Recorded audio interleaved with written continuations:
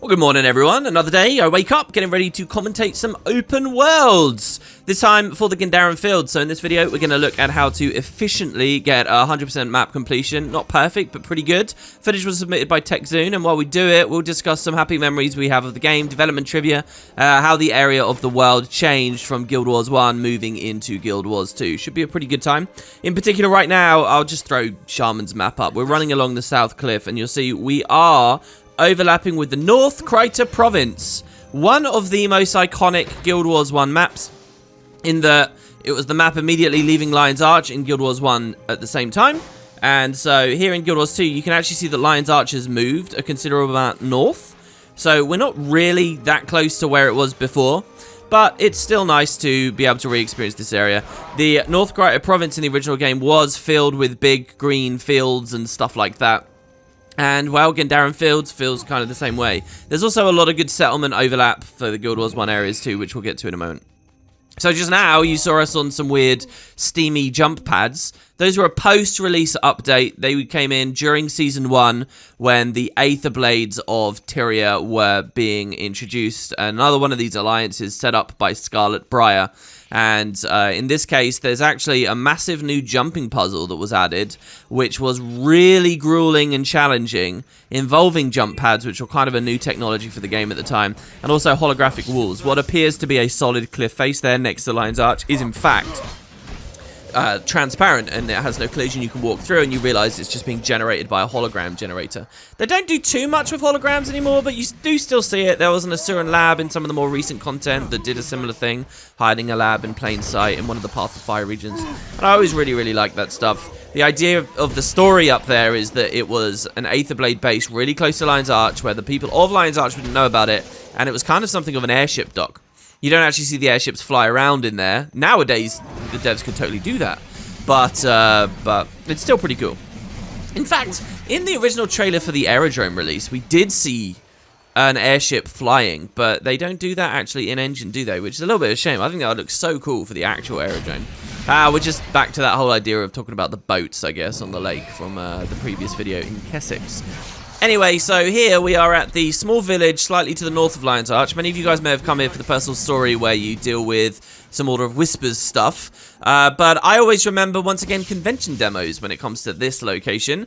Because Gendarran, after the very initial conventions, there were some conventions that showed Gendarran, and they introduced a new class. The Thief people were able to play on this one, and maybe the Ranger was full-fledged at this point too. The devs used to come to this particular place a lot, where there are several events with pirates that tried to burn the place down, and it looks pretty good when this place is actually on fire. It feels like there's some real disaster and you really need to put them all out, much more so than a lot of the other events in the game where stuff gets set on fire. And I wonder if that's because the devs put that little bit of extra effort there because they knew that this was going to be in a convention. It's a nice place, though. There's another one of those exclusive personal story areas back there in a house that only the Asura can see.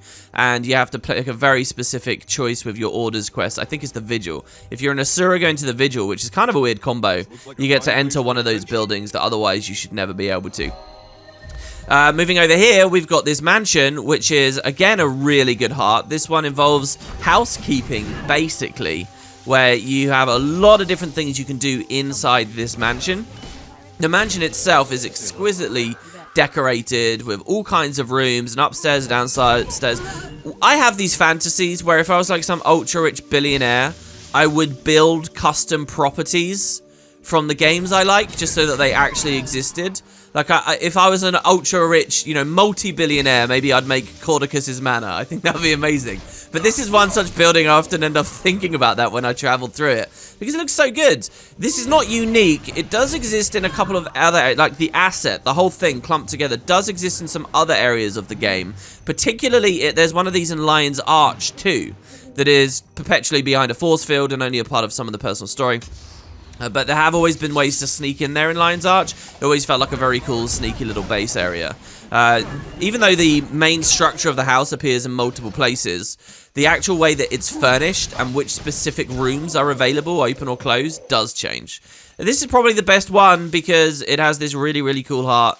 It looks like when we're actually playing in an efficient way, a lot of the elements of the heart you don't kind of have to interact with. But I like these traps that immobilize you in the narrow corridors and spawn an enemy. It's all pretty good. And of course, you do get to finish up with a vista up here too. But look at these balconies. There's a whole underground section, guys. Look at this dock that connects to it. Oh, I love it. It is such a fantastic little area. So back to the idea of the Gendarran convention. I'm not so nostalgic about this map because those conventions felt like they were a bit later. But one of the things that was interesting about this was we started to get to see the trait system. And traits, when they were first introduced to the community back with this, before the game's release, were crazy, really weird. Now, quite often, I romanticize and idolize those early game concepts that the devs had.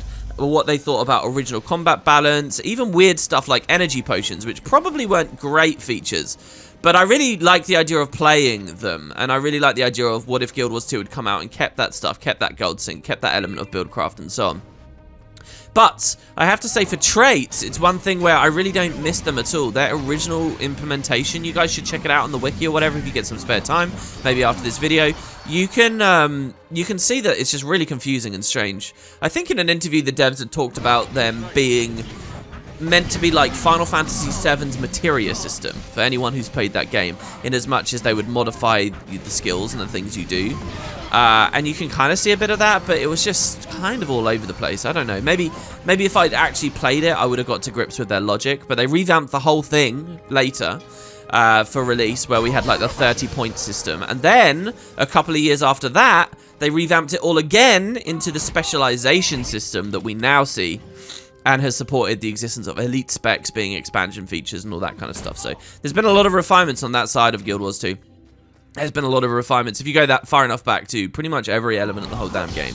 And it's nice to see some of these early maps where old vestigial things still linger around on the periphery and you just wouldn't realize that they're related to super old features. So I guess we're going now to the more boring area, in my opinion, of Lion's Arch, but of Gendarran Fields. But I do love this cave. Where we're currently standing overlaps with a place called the Griffin's Mouth in Guild Wars 1. And what the Griffin's Mouth was in Guild Wars 1 was a transitionary zone that took you out of the northern Shiverpeaks and into Kryta, the luscious, verdant, tropical Kryta. And you go through like a beach on your way and so on at a place called Scoundrel's Rise. Now, there's a cave there. It's one of those moments in an RPG where you go through like a cave sequence, come out on the other side, and all the world has changed. Now, those who watch my videos for a long time, you'll be bored of me saying this by now, but I love that about RPGs. I think any good RPG needs a moment like this where you're cooped up inside for a bit, you come out, and all of a sudden the world is different. And if you can tie it with some kind of big story beat that affects the relationships between your characters or fundamentally changes your understanding of the world or something, so it all comes together and you see the sun on the other side and nothing will ever be the same again. I love that. I don't know why exactly. I think a lot of the games I played when I was younger had moments like that. Like, even quite primitive games that weren't doing anything that complicated. Like the original Pokemon Red and Blue, the Flash Cave, you know, and when you finally get out of that. That's not even the first cave that you go through, but that franchise has always been good. And from a storytelling perspective, I don't know, maybe I'm just obsessed with the Lord of the Rings and the beat in the Fellowship at the Mines of Moria or something. Anyway, I loved that, and Guild Wars 1 kind of had a little bit of a moment where you went into a cave. As I've mentioned before many times, Guild Wars 1 didn't really do interiors that well, but it had one here, and if you go back and watch my original Let's Play, I really wanted to emphasize the darkness of the cave, and I did a horrendous thing, one of the kind of early newbie mistakes I made, where I darkened the footage. I like messed with the gamma to try and get people to enjoy the atmosphere more, because Guild Wars 1 never really provided much atmosphere. But I made it way too dark. And I remember one of the first comments of criticism I ever got, was early in the Prophecies Let's Play. Someone typing to me, "Hey, I can't see anything." And, you know, that didn't offend me or anything. I went back and watched it and saw, oh god, it is actually really bad. This is a bit unfortunate. I think the comment isn't even there anymore. If you go back to some of my earlier productions, YouTube hasn't saved a lot of like the metadata or however you'd call it, all of the associated information with the video. It still counts the likes and stuff, but a lot of old comments are just kind of missing now or bugged.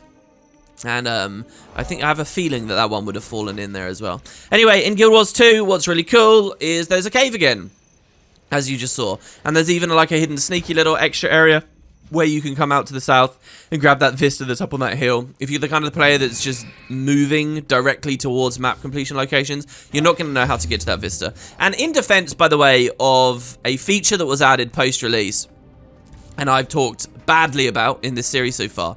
In defense of the content guide that basically just gives you a little directional waypoint you can follow directly to anywhere, and I said that it allows people to completely turn their brains off. With stuff like that vista, it won't work because it will lead you, you'll just end up at the cliff, and you still have to find the mystery cave entrance. In the previous video in Kessex, we had that point of interest inside the hollow rock amongst the Hylek, similar kind of thing. So, you know, it doesn't do everything for you, I acknowledge that. And another more meaningful defense probably of the feature is the devs' mindset is not to focus on this content anymore. They want to get you smoothly through it as soon as possible, realistically. That's why we see patches like even just the most recent patch that gives you even more experience when you come out of the tutorial. As completely unnecessary as that seems in my mind, it's all because they kind of just want you in Heart of Thorns or in Path of Fire or in the Icebrood Saga, where the majority of the population has shifted to. So yeah, the icy areas themselves, though, they're not exactly my favourite part of Gendarran. I do think that icy areas can look very beautiful. I remember particularly, in my mind, right around when Guild Wars 2 came out. This was shortly after Skyrim, I think.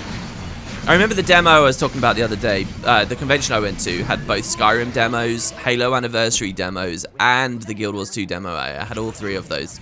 But I remember right around that time, games were getting really good at depicting frosty, mountainous wastelands and landscapes. And I think the Guild Wars 2 did it very well, especially in some of the later patches. So it's not that I don't think these areas are pretty. I don't like the sense of being cold. I'd much rather be on a hot, beautiful, sparkling, watery beach place than an area like this. I just don't appreciate it much. I suppose if I lived in a really hot climate, I would sort of feel the reverse. And so then to realize that so much of Gendarran Fields actually is dedicated to an icy region, I don't know, that's never quite been something I enjoyed too much. Interesting trick here, just spawning the same creature over and over in the same cave. This hut's pretty cool. I usually just sample all of the caves, the cages, sorry, not caves, cages. And I take it easy and slow, but I guess, yeah, if you just dip in and out as much as possible. Oh, I guess, what are we doing? We're going easy, medium, hard. You can go through there. You can get the heart nice and quick, so... Yeah, on the other hand, by the way, in the defense of all the icy stuff on this map, it is meant to be a melting pot map. It is not meant to be just a human map. It's meant to be, this is where all the races unite, you know, or this is the staging ground right before we properly unite at Lion's Arch. But so many stories and order quests and stuff come here, so I guess this is to make give a little section to the Norn, so to speak. But I don't know. I mean, that logic kind of breaks down. Where's the char flavor on this map? You know, where's like a random char battlement? Some of the char personal story does take you all the way over here, but there's not like a dedicated area. There's not really a dedicated area for the Asura and stuff. I don't know. I think ArenaNet was just following the geography of this area of the world, and they added the mountain slice, and that's cool. More is always better than less, right? Or usually more is better than less. I don't actually believe it always is. So, yeah, speaking of the char thing, by the way, that icy area is really fantastic. As a char in your personal story, you get to make lots of really cool little decisions about your warband. And what it means is that unlike with all the other races, where decisions you make in your personal story evaporate once the chapter is over, for the char, they don't. So you can actually be well into your level 30s doing storyline right out here and still interacting with NPCs related to biography choices. You know, like your special cub, the guy that survives, that choice that you get to make in your biography, that's still impacting the game all the way over here at Gendarran. In fact, way down in a swamp to the very southwesterly corner of the whole map. And that feels cool, because at that point, the Black Citadel and the Char stuff is really far geographically from where you are now, and you've still got your biography character. In that way, I think that the Char stuff is probably one of the most cohesively made personal story chapters out there. It's just the missions themselves are maybe a slightly lower bar than some of the other races and so on. Anyway, so you just got a little bit of a glimpse at the Vigil Keep there. There were many changes after the game came out to the Vigil Keep, particularly when Lion's Arch got destroyed during Living World Season 1. They expanded on the keep and made it a temporary Lion's Arch, basically. I'm not joking. There were big refugee camps out there. There were all the services of the major city, or most of the important services of the major city, all staged around there, and they opened up a whole back courtyard. The Vigil Keep is probably, it's definitely on my top 10 list of, like, Guild Wars 2 prominent locations in terms of, like, how they look visually. You know, it's up there with the Wizard's Tower, the Tengu Wall, the Vigil Keep. These are all just really, really cool constructions that, you know, if I was going to do a Tyrian Wonders of the World for just the core game and just the core release, yeah, the Vigil Keep's up there because it just looks so cool. It looks way cooler than the Dermond Priory to me. I don't know what it is. The Dermond Priory is still big and it's magnificent and it looks great. And the music at the Dermond Priory is probably some of the best music that they ever did for the 2012 game. We'll get to that in another video, I guess. But it doesn't look as striking to me as the Vigil Keep. The Vigil Keep is really fun to explore as well. There's so many interiors and cool little rooms that sadly never quite get used to a great degree for any of the story. I think the devs still could go back there and, you know, open up some of those corridors and have us do a little bit more in there. That would be so good. I just love the interior of that place. And, you know, the Chantry of Secrets, where the Order of Whispers are, really doesn't have an exterior, which is fitting for who they are. The interior is pretty cool, but not really the same kind of thing. Well, it's not even that cool. It's just a cave. Let's be honest, guys. It's a cave with a big glowing orb in there. I'm talking about things that aren't related to Gendarran. Back here, I guess we've got this heart done quite efficiently. This always reminds me of one of the dynamic events where some pirates will be looking for buried treasure and you can go and fight them, and if you kill them, I think it just ends really quickly, or you can actually participate in like this whole mechanic. And this area especially, right here, these pirates are brutal. I remember really struggling here on many different characters. This place, it's insanely easy to over-aggro. Even as a high-level character, it can be a real struggle. And in fact, you can see here that we're actually a little bit weak and we're struggling a bit. We haven't even sort of waded into the depths here. But there's a lot of map completion objectives to do in this area. I think that there's a POI, there's a heart, in fact, there's 2 POIs if I'm looking closely enough on this island. And you've got the waypoint up there. These suspicious barrels that you've been noticing around on the map are related to one of the guild missions, one of the guild bounties, and actually one of the better bounties. So I really am a big fan of the guild bounty system. Seriously, I think it was a fantastic update that introduced a really cool formats for a lot of really cool formats for content that the devs could have kept updating and could have refined and stuff. And so one of the bounties often a bounty is just a character that's wandering around the map and your whole guild has to like spread out to hunt them down.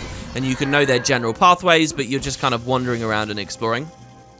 And unfortunately, because there's a time pressure on the format, you can't really enjoy the maps while you explore them looking for a bounty, so that's a little bit of a shame.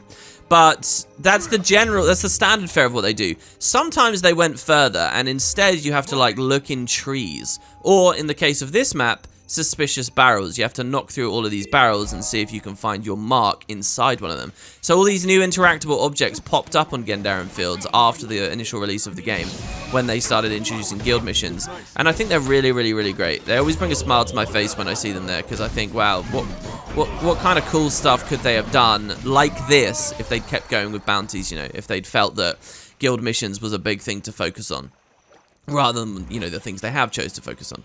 So anyway, getting that heart looked really simple here, but of course we are a higher level. Here's the hero challenge, only accessible from jumping kind of onto this sloped boat. I think maybe you can get onto some of these hillsides in the area, such as where we went for that vista a moment ago. But yeah, the pirates are just a little bit deadly. I wouldn't say they're as bad as early game script, but they can be deadly. And they have a lot of good variety too. I think right around when ArenaNet was making the pirates, a lot more of the profession animations and skills and stuff had come in. So they were able to, you know, integrate those into the enemy abilities a little bit more. You see a lot of thiefy stuff, for example, on pirates. And I feel like it's not a coincidence that we saw this map and a lot of pirates right around the same time as the thief was introduced to us, and they'd started making more progress with that. The only thing I've always wanted to see changed a little bit with the pirate faction in the game is I wish there were less Sylvari and Asura amongst them. Like, I can really buy that there are a lot of human pirates. I can buy that there are a lot of Char pirates. And I can even somewhat buy that those two factions are working together in more recent times. I can even buy that there are Norn pirates. In an ideal world, they would only exist amongst one another. Like, this pirate ship is a Norn pirate ship, and there's only Norn on this one. This pirate ship is a Char pirate ship, and there's only Char on this one. That would be really, really cool. But in Guild Wars 2, it's all 5 races and they're all mashed together. And particularly with the Sylvari, it feels like too much of an odd pairing. Like, sometimes an odd pairing is good if it's not done in abundance. But the Sylvari one is done in abundance. And the Asura as well. I guess you could have Pirate Asura. I don't know why I'm kind of turned off by that. I mean, they're on the coast. There's obviously a lot of docklands and things you can go to with Ratasum. But it just feels weird to me when I see, you know, these pirate groups in this map and they're just dominated by those 2 races, where I feel like they should be like a little bit lesser, maybe, in lesser abundance. So that beach down there as well used to sell a consumable item, maybe it still does, that would allow you to drop a water field at your feet, and it would apply regeneration and maybe even cleanse conditions. So really strong. At one point early on in the game, combo finishers really were quite significant, especially in World vs. World with water combos. But even here in PvE, and that was like giving every profession in the game a water field. So if you pick that up on, say, an engineer who at launch was the king of blasts, you could do magical things. I mean, the engineer had like mini water field and stuff anyway, but it was really, really, really cool. And I used to collect that quite often. I think many years ago, I did my first sort of like mini hiatus from making videos ever with Guild Wars 2. Started right after I did a video about consumables in the game, and I'm pretty sure that one appeared in that video, so I always think about that. I'm always riddled with shame from like 2011 of that little break I had. I think that break existed because I went to PvP a lot, believe it or not. So there's a swamp down here on the bottom, lots of personal story to deal with in there. The Haven Heart covers a massive expanse of territory, which is this entire swamp down here to the south. Again, that Haven's a great place for ambient dialogue. I remember sitting around there for the personal story project recently. A lot of time, especially like on the upper levels of these walls.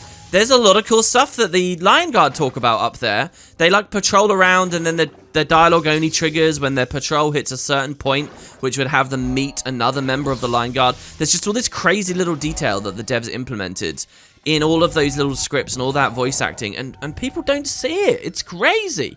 It's crazy how immersed I get in the world when I'm forced to stand still for ages as well, just to be able to get every little bit of detail out. Now, I'm amazed right now. TechZoon has not unfogged the swamp to the south, which I'm sure has stuff to do in there, no? So that's really curious. Here we're revealed a mine. I actually really like this mine, probably because it's not a dredge mine. I mean, it feels like there would be mine carts moving along here. ArenaNet never obviously implemented proper minecarts that would go along rails like that, but I still like the idea. There is in lore the suggestion of a tunnel that connects Tyria and Cantha, and I love the idea of there being like minecarts we can travel along, like the Super Adventure Box raft, and that's one way to get to the expansion that's upcoming. How cool would that be? But even without the cart itself, I like this area. I like the little grotto that you can come out to. We are kind of overlapping with Guild Wars 1 locations right now. This is sort of the cursed lands, but I guess we're under it or something. I don't know. Guild Wars 2 does a thing. Let's just look it in the eye, where most maps are rectangular shaped. So what they had to do was artificially construct rectangular shaped mountains all over the place. And this cave is under one of those mountains. This is the mountain that got erected to separate Queensdale from Gendarran. And it's a very thick, chunky mountain. And they put a cave underneath it, but this did not exist in Guild Wars 1 whatsoever. There were actually multiple routes through to get to Beetleton from here. And now this has all just appeared. I do often wonder about that. If ArenaNet had the courage, I'm going to say courage, because this would be, not because it's the right move, but because it would have been, you know, a risky move. If they had the courage to put invisible walls around, like they do in the various watery areas where it says the current is too strong, swim back or whatever. If they had done that, you might have found that the Guild Wars 2 world map looked completely different, because none of those mountains would have existed. And they're thick mountains, guys. That's a thick mountain. I wonder if they're thick so that they can kind of get away with having to generate less playable space, yet still cover a lot of the world map. Does that make sense? Like, in particular, to the north of Gendarran here is Harathi Hinterlands, but there's some really thick mountains separating the two maps, which means that, essentially, there's not much playable space up there.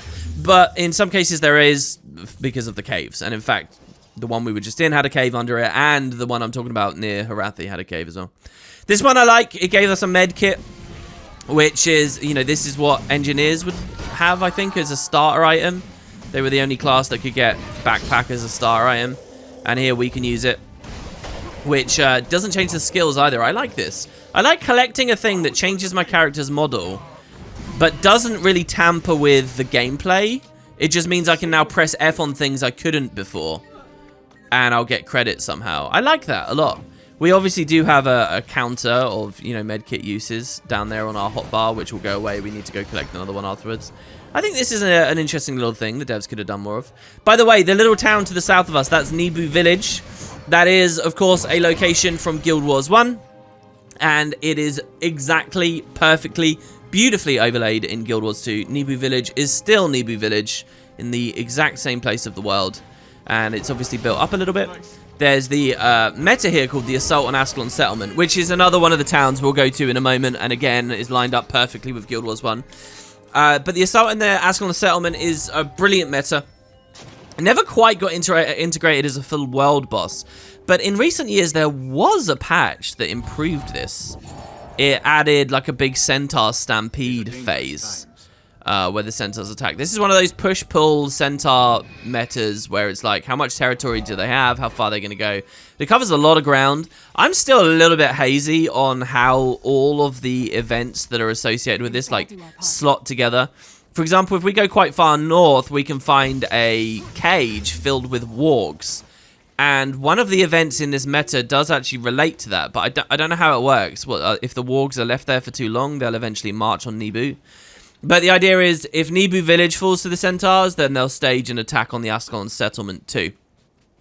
And it's a multi-phase, you know, big meta event with multiple attacks happening on various entryways at Askgarden Settlement all at once. They changed the lighting there in a big way.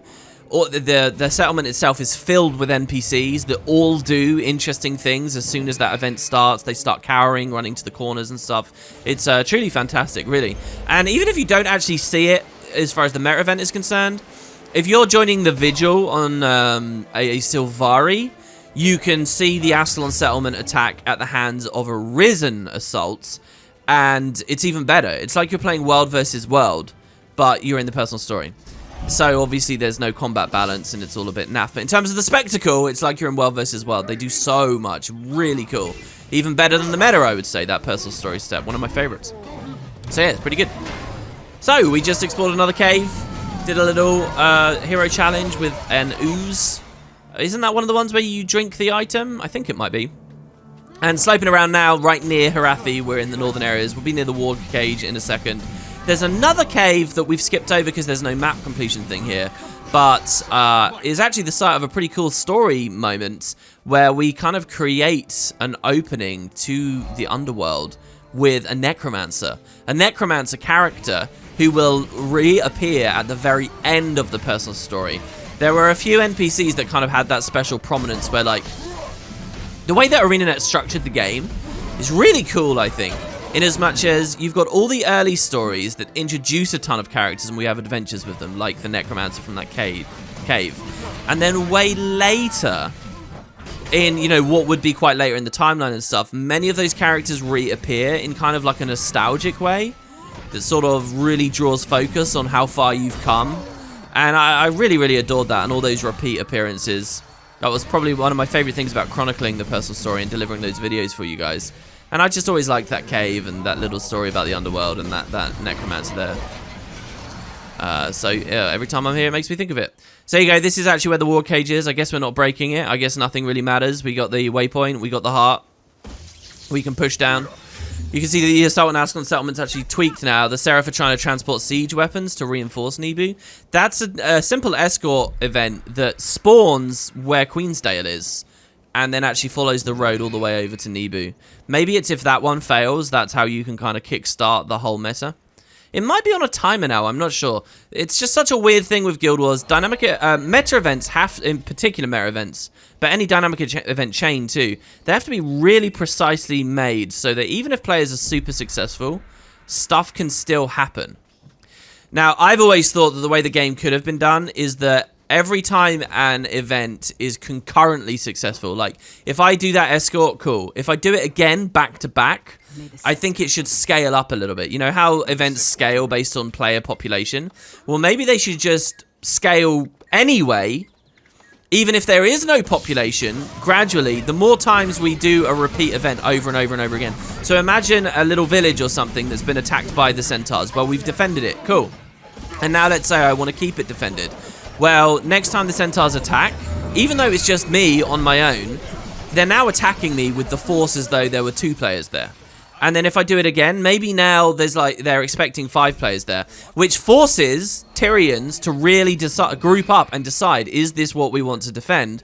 Because eventually you will be overwhelmed. And I think that would have been a really important refinement and could have opened up all kinds of things. Because now ArenaNet, especially if they let these things scale quite heavily, they can almost guarantee that all phases of various events will happen, you know? And these push-pull events in particular would be so much more entertaining. Anyway, so here's the Askgarden Settlement. It is the location of a heart, which you see that we've already done. There's a lot of nice ways to do the heart. You can help people who are sparring. You can tend to them. You can come all the way up here to sort of this grave area with this monument, and you can interact with some ghosts up here too. Lots of opportunities. I kind of wish that heart took longer to do, a bit like the Shadow Behemoth heart area, just so that people were around there a bit more and you really got to grips with the place. There's a lot of cool little ambient dialogue. There's a character there related to a character way back in Divinity's Reach. There's a graveyard there too. I guess we won't be going to the graveyard. There's no map completion thing there. But you can go to the graveyard and get a little bit of a look at, who was it? Captain Greywind? Refreshing. Who was the founder of the settlement and an Ascalonian companion of yours in the original game. The Askgarden Settlement is a town that in many ways marks the conclusion of Guild Wars 1's first story. So the Prophecies campaign is kind of like an amalgam of lots of different stories. It opens with a big story about the Char versus the Ascalonians. You're in pre-searing Ascalon, you're very happy, the Char attack, devastate the land. There's a fallout between the king and his prince. The prince decides that it's an unwinnable war and wants to cross to the greener lands of Kryta that somehow survived the Char attack. And the king doesn't want to do this because the lands have been at war with one another, and he holds many prejudices against the Krytans. So the king says no, the prince says yes, they fragment, and you go on this pilgrimage, this evacuation of Ascalon. You arrive at Kryta. And when you arrive there, where do your kinsmen go to live? At the Askgarden Settlement. And that's like their happy ending, guys, really. They found that place, you can see it in its earliest stages, and what a beautiful thing for ArenaNet to do. 250 years later, it's still there. I mean, the later Prophecy storylines do weave in, but that's kind of it. So, yeah, that's Gendarran, a place with a selection of old and new things to talk about. Hope you guys enjoyed. A pretty quick map as well. This has been the quickest one so far for us. We'll see what we've got coming up. Thanks for watching. Catch you next time.